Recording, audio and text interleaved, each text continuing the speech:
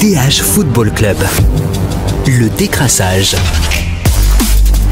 Salut à tous, très heureux de vous retrouver dans CDH Football Club pour un nouvel épisode du décrassage spécial Coupe du Monde. Casting du jour, bonjour. Lui, il n'aurait pas fait cette faute stupide ou alors il l'aurait fait autrement en découpant le Marocain. Salut Romain Van Der Pleem. Bonjour.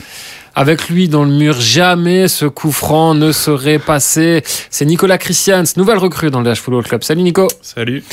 Et lui, il aurait couvert cette première zone, n'est-ce pas Stéphane Lecaillon? Salut Stéphane. Bonjour tout le monde. Et enfin, il espère, et toute la Belgique espère qu'il devra encore patienter avant de faire ses valises. C'est Frédéric Bleuze qui est à Doha. Salut Fred.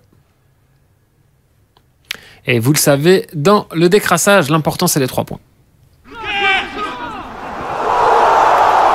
L'important, c'est les 3 points. Avec une question volontairement provocatrice pour commencer, messieurs. Est-ce que le message de Roberto Martinez passe encore ? On a vu beaucoup de changements hier, Fred, et au final, il y a eu très peu de lisibilité. Oui, il y a eu très peu de lisibilité. À commencer, en fait, par son plan de jeu. Alors, il n'a pas changé de système sur le plan offensif, mais défensivement, en passant à 4, c'était un peu compliqué, je pense, pour se relancer offensivement.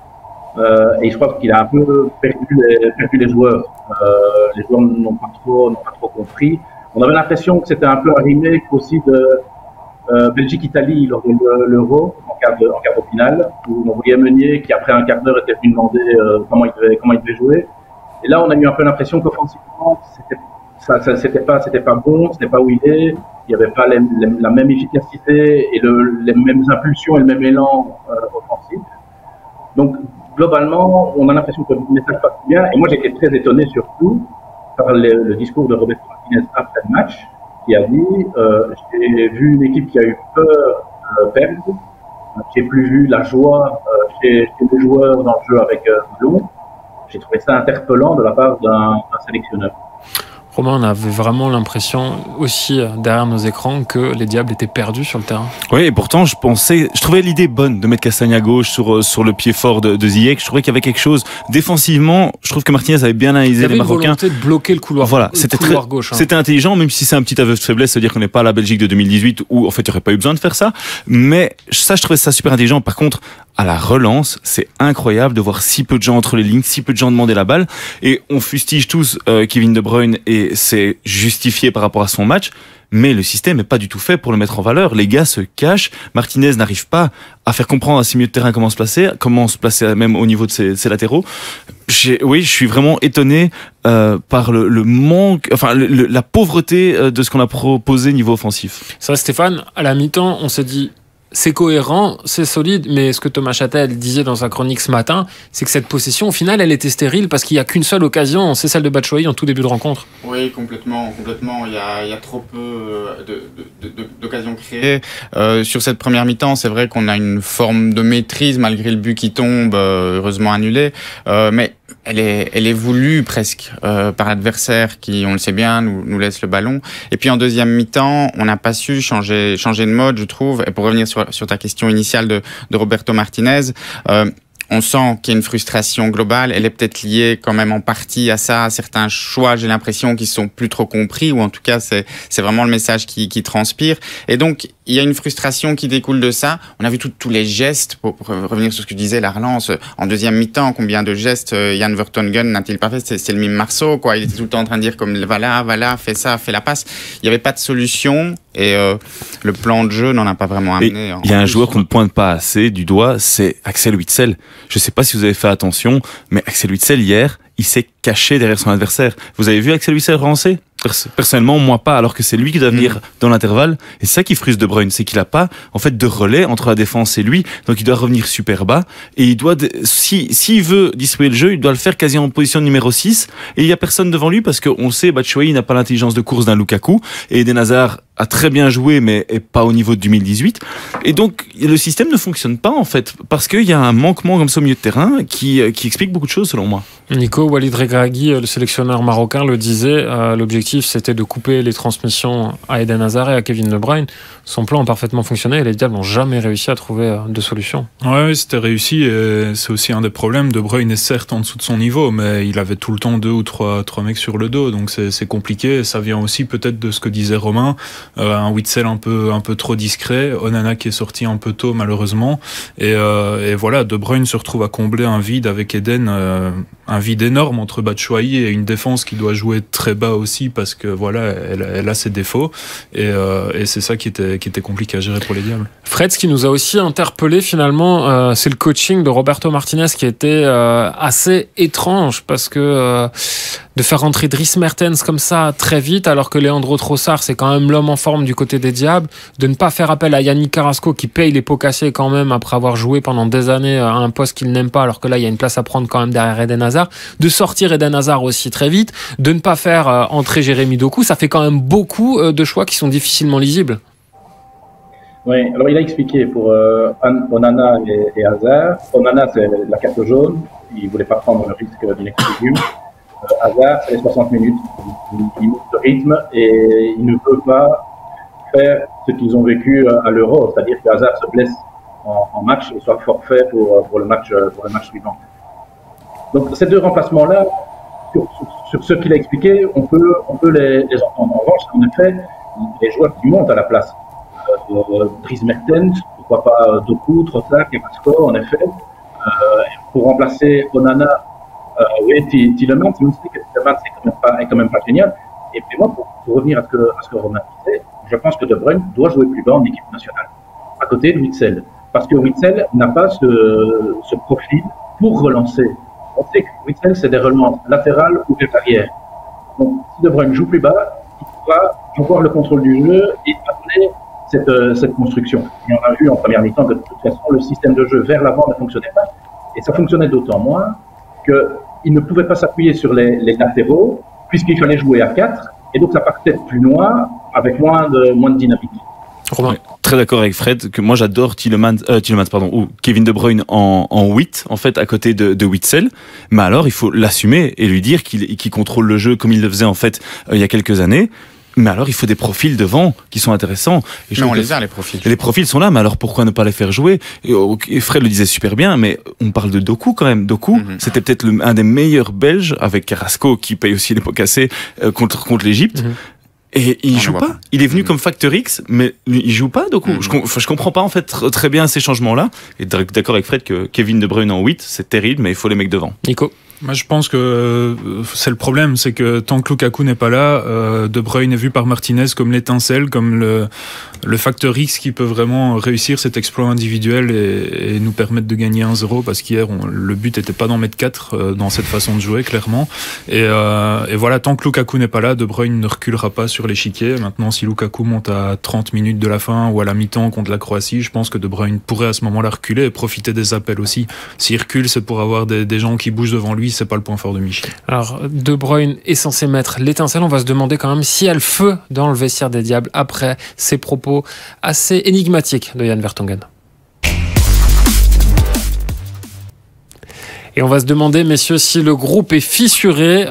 Pourquoi ? Parce qu'il y a eu cette petite phrase de Jan Vertonghen en zone mixte. Sans doute que l'attaque était trop vieille aussi. Fred, il y a pas mal de sous-entendus quand même dans les propos du défenseur. Il y a pas mal de sous-entendus et la question était de savoir un peu qui il visait. Sans doute à la fois Kevin De Bruyne qui a dit dans une interview à un journal anglais de Guardian que la Belgique était peut-être trop vieille et notamment sa défense. Eden Hazard a aussi dit que voilà, il dit que la défense était un peu âgée. Donc il y a sans doute cette pique envoyée par Vertonghen parce que la défense a été fort critiquée et ciblée avant la Coupe du Monde et après le premier match. Et ici, c'est plutôt offensivement que ça a pêché. Et Vertonghen a fait un peu parler sa frustration. Et cette phrase, plus globalement, après l'altercation entre De Bruyne et Alderweireld, montre qu'il y a quelque chose qui ne colle plus, qui ne tourne plus rond dans cette équipe. Ça a l'air d'être un groupe qui est en fin de vie et qui va avoir finalement un match pour tout effacer jeudi contre la Croatie. Ça va être un peu, comme on dit chez les Américains, gagner ou mourir. Nico, le groupe ne vit pas très bien, l'équipe joue encore moins bien et Roberto Martinez a reconnu ces tensions. Oui, c'est ça. Ce matin, il déclarait quand même que effectivement, il y a des tensions dans le groupe. Alors, il enrobe ça un peu à la Martinez, comme dans toutes les familles. Ça prouve que le groupe vit, etc. Et il essaye de nous faire croire que c'est une bonne chose. C'est quand même la première fois qu'il reconnaît un peu ces tensions, donc on peut s'inquiéter. Ça te surprend, Stéphane, ces tensions ? Pas vraiment, parce qu'on les voyait, je trouve, depuis quelques temps, de plus en plus sur le terrain. On a longtemps parlé, maintenant depuis des mois, du spleen que traîne Kevin De Bruyne. Comme je disais tout à l'heure, on a vu ces grands gestes permanents de Jan Vertonghen, mais il n'y avait pas que lui, qui demandait aux autres de se bouger, mais où êtes-vous ? Et c'est sûr que quand on perd, parce que maintenant ils perdent beaucoup, c'est ça la grande différence avec avant, où ils perdent souvent, beaucoup plus qu'avant, ça ressort et on ne les cache plus. Romain ? C'est le signe qu'il est temps de changer de génération. C'est simple, je pense que cette génération, ils commencent à avoir un petit peu marre de se voir, et surtout quand ça va pas. C'est toujours comme ça, le résultat compte, on le sait.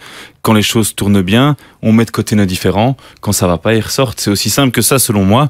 Et ça en dit quand même long sur le fait cette génération a besoin de changer. Cette équipe a besoin d'être refondée avec quelque chose de neuf. Et on peut peut-être se mettre un peu à la place de Vertonghen, qui est celui qui en prend le plus pour son grade, et c'est pas celui qui fait le plus mauvais tournoi. On en attendait beaucoup plus de De Bruyne que de Vertonghen, et les failles de De Bruyne sont plus criantes sur les deux premiers matchs. C'est vrai que sur l'âge, finalement, il a attaqué là-dessus par les médias quand même depuis très longtemps, mais que ça vienne de l'intérieur, on peut comprendre que ça le dérange. Je pense que c'est ça qui a dû faire mal. C'est qu'il subit ça, lui, Toby Alderweireld et d'autres, depuis des mois et même presque des années maintenant. Et puis tout d'un coup, il voit que ouvertement leurs équipiers offensifs le disent aussi, les affiches comme ça. Donc ça a dû les blesser très fort dans leur ego. Maintenant, j'espère que parfois on arrive à sortir quelque chose de positif, qu'ils ont crevé l'abcès au barbecue du dimanche soir et qu'ils sont réglé leur compte avec les brochettes et qu'on puisse repartir sur de nouvelles bases. Parfois, ça arrive. Mais sans rire, ce que dit Stéphane est hyper intéressant, parce que cette journée des familles qui a lieu ce lundi, elle va être cruciale pour les Diables, parce que ça va être le moment de faire descendre la pression, de peut-être faire le point, de se regarder dans le miroir, se dire on a peut-être commis des erreurs, on ne devrait pas se comporter comme ça, peut-être d'aller se serrer la main et se faire une accolade après en disant écoute, j'avoue que j'aurais pas dû dire ça, mais à culpa, on repart de zéro et on donne tout contre les Croates. Je pense que cette journée-ci, plus que les entraînements qui vont suivre, ce sera vraiment une clé. Justement, Romain parle déjà des Croates, on va se projeter sur ce match à la vie, à la mort. Avec une question très simple, Fred, pourquoi faut-il y croire ou pas contre la Croatie, vice-champion du monde en titre? Ces Croates qui se sont bien réveillés face au Canada, ils étaient menés très vite, ils ont finalement déroulé pour s'imposer 4-1. Pourquoi y croire? Peut-être essayer de rappeler les souvenirs du passé et la qualification de 2013 pour la Coupe du Monde 2014, les 2 buts de Lukaku. Je crois qu'il faut peut-être convoquer les souvenirs d'abord, même si c'est pas ce seront pas les mêmes joueurs.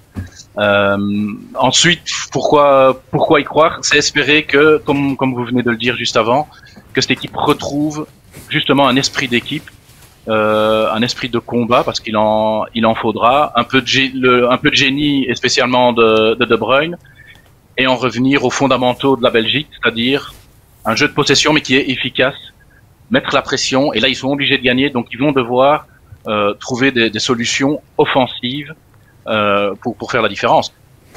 Et la grande question, c'est faut-il ou pas commencer avec Lukaku? Si ça ne dépend que de Lukaku, je pense que c'est oui, mais il y a aussi les intérêts de l'Inter de Milan. Il faut voir comment on gère ça. Ça va être une des questions pour jeudi. On va d'abord parler des Diables, effectivement. Romain, avec ou sans Lukaku pour débuter le match? Oh la colle.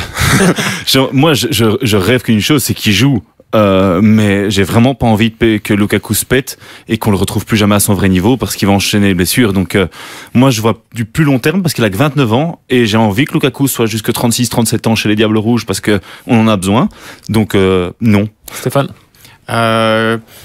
Je suis pas le doc, mais de ce qu'on entend, je prendrai pas le risque. Voilà, j'ai l'impression qu'il y a quand même un gros risque qui est pris, et je suis assez d'accord avec Romain. Nico? C'est un joueur qui a pas joué plus de 20 minutes depuis des mois, donc ça paraît très compliqué de le faire commencer. Et s'il doit se contenter ne serait-ce que d'une mi-temps, je préfère le voir venir en deuxième mi-temps, quand peut-être il y a un petit peu de fatigue en face aussi. Fred le disait, retrouver un jeu de possession. Le problème, c'est qu'en face, il y a ce que Zlatko Dalic on peut un peu douter de son objectivité, qualifié de meilleur milieu de terrain du monde, mais quand on a vu la partition jouée hier par Brozovic, Kovacic et Modric, 90% de passes réussies à eux trois, et c'était pas que des passes latérales ou en retrait, c'est quand même compliqué. Mais justement, on change les rôles, on va te poser la question à toi, qui a vu ce match. Qu'est-ce que t'en penses de ce milieu croate et comment on va faire pour le battre en fait?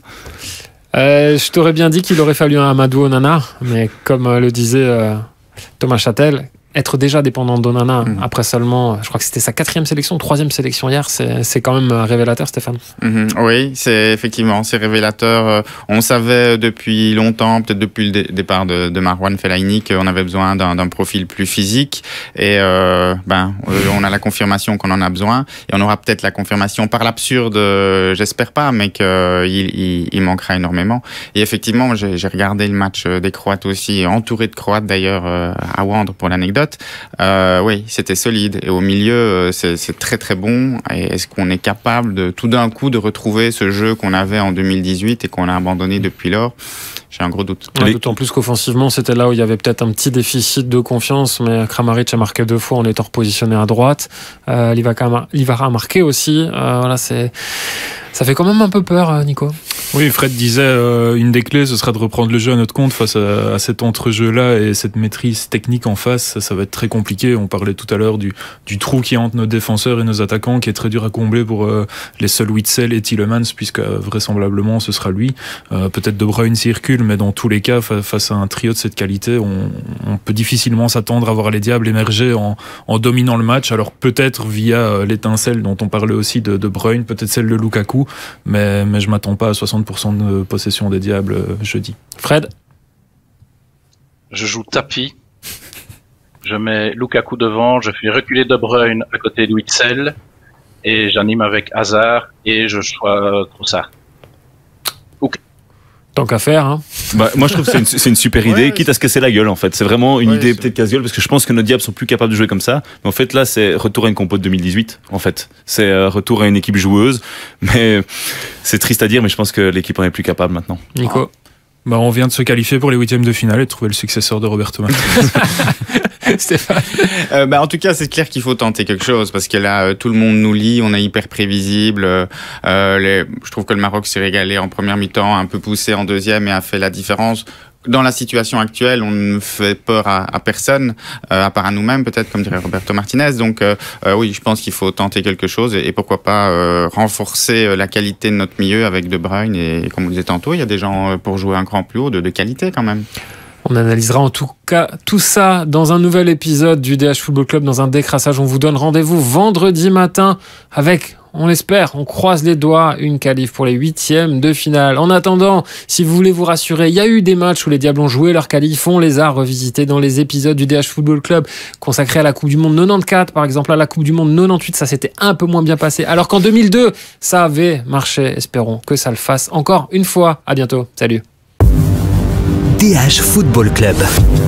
Le décrassage.